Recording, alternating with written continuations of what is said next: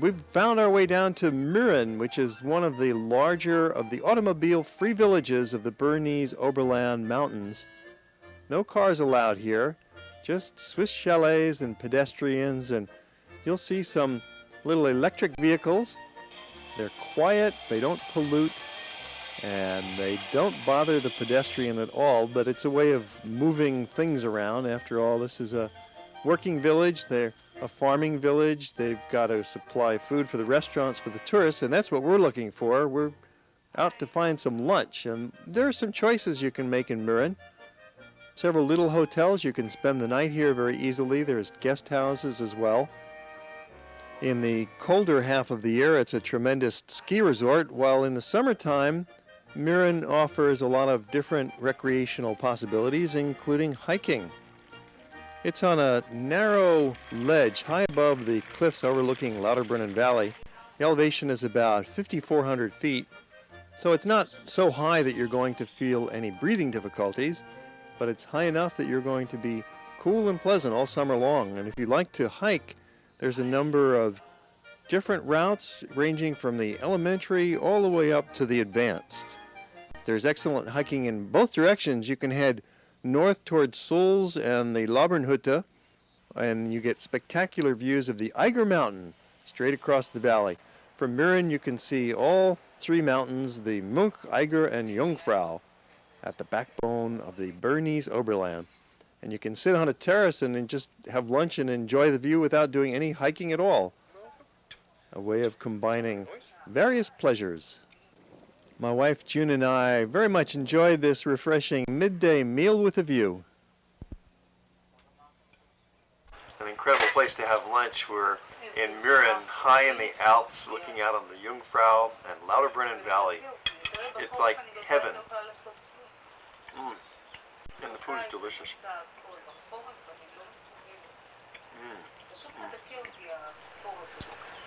What a view. We can certainly recommend to you this outdoor dining terrace of the Hotel Alpenrun. Don't think just that because it's a hotel, the restaurant wouldn't be very good. It was wonderful. And they opened that awning to shelter us from this bright sunshine, so we were very comfortable. Looking around the town of Murren just a little bit more, it's a tiny village. You can walk from one end to the other in about 10 minutes, and there's a couple little side paths. No cars allowed here, so you get around either by walking or by cable car. You can ride the cable car down to Gimmelwald from Murren. That's the typical way that you would get down. Or you can walk from Murren down to Gimmelwald, and that looked very attractive with scenery like this, looking into the back of Lauterbrunnen Valley at the little streams coming down, walking through pastures. What could be nicer? We're going downhill. It's a perfect day, so why not? Let's skip that cable car and take a little half-hour stroll from Murren down to Gimmelwald.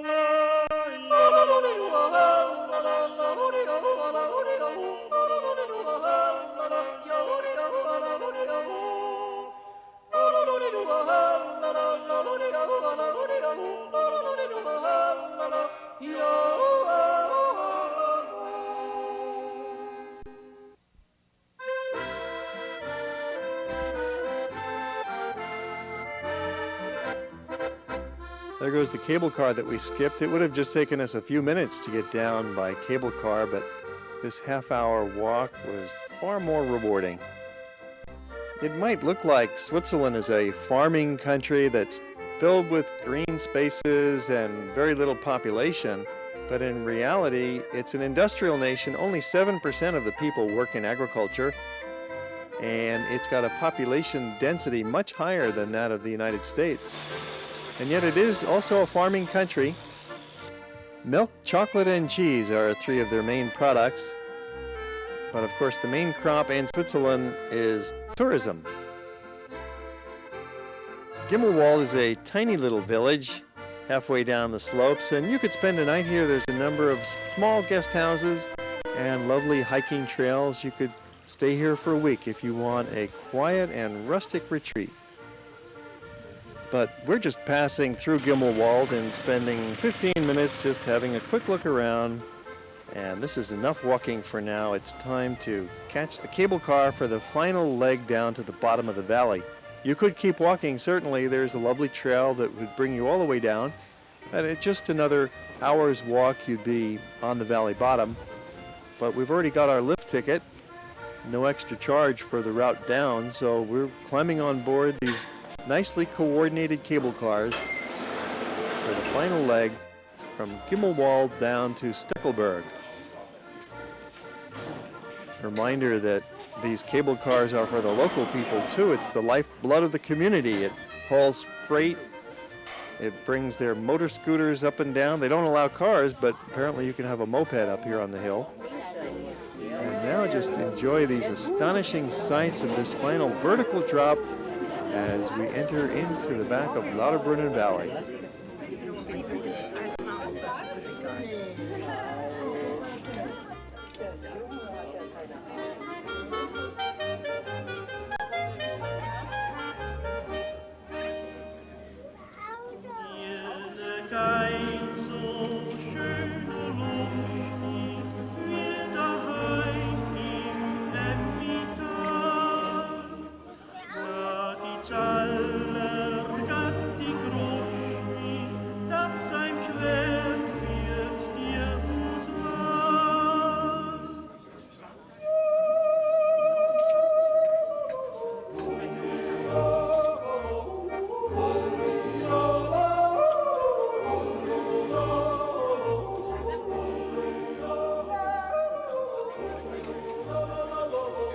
We've made it back down to the bottom with a minimum of effort. The entire trip from the top of the mountain all the way down to the valley bottom here, changing cable cars several times, only takes about half an hour if you go straight through. This waterfall is one of the highest in the Alps, overlooking Stechelback. Lauterbrunnen Valley has a major river running through it, and a wide variety of streams and waterfalls and springs. The name Lauterbrunnen means nothing but springs, and it stems from the amount of water that comes gushing out of this valley. This stream and valley bottom looked so appealing that we decided to walk a few miles instead of catching the bus right away. And the beauty of the Swiss transportation system is that you can easily get off the bus and walk a few miles and then rejoin the main line and continue on your bus ride. So it's really ideal for the vacationer to get around any which way you choose. This trail was a delight, a dirt path along the banks of this bubbling river, and we're going downhill, so that made it that much easier.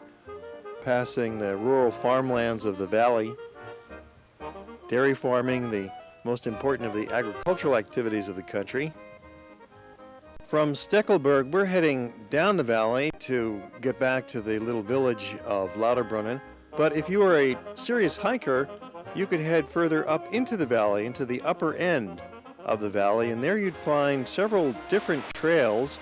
Beyond Stechelback, hikers can continue up the valley to the high slopes above the meadows, and there's wildflowers up on the hillsides and footpaths, and it'll lead you further up into the glaciers. It's an undeveloped and unspoiled country. There's only a few hikers up there. Even on this main trail, it didn't seem busy at all. We only ran into a few other people as we made our way down and out through the valley. Within an hour, we'd completed this lovely walk and continued the rest of the way back into Lauterbrunnen by bus. It's been a busy day filled with beautiful scenery and activities, but it's hardly over yet because we have another mountain yet to climb.